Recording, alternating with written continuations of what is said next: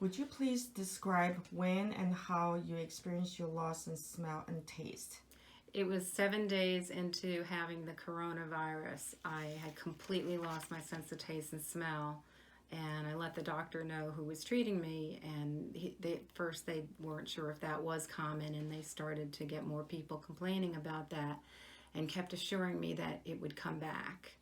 It had actually been 7 weeks after completing the 3 weeks of having coronavirus. 7 weeks, I still did not have my sense of taste or smell back at all. And prior to losing it, I had a very acute sense of both taste and smell.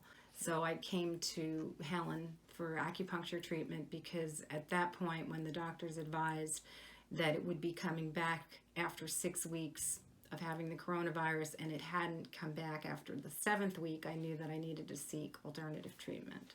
Okay.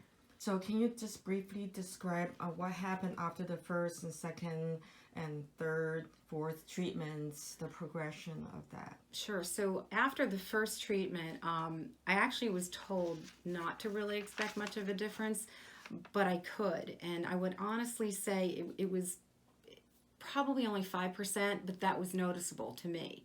And that was after the first treatment. I was actually told that I would see maybe in 24 to 48 hours after that treatment a little bit of the sense of taste and smell coming back. And again, it was earlier than that I saw a good 5% of it come back. It almost came back later on that afternoon. And then after the second treatment, I felt like there was a good 25% of both senses coming back. And so on with periodic treatments. After the 6th treatment, a good 75% of both taste, of sense and smell came back. The odd thing was, as the sense of taste came back, I could taste all foods, but some foods tasted very strange.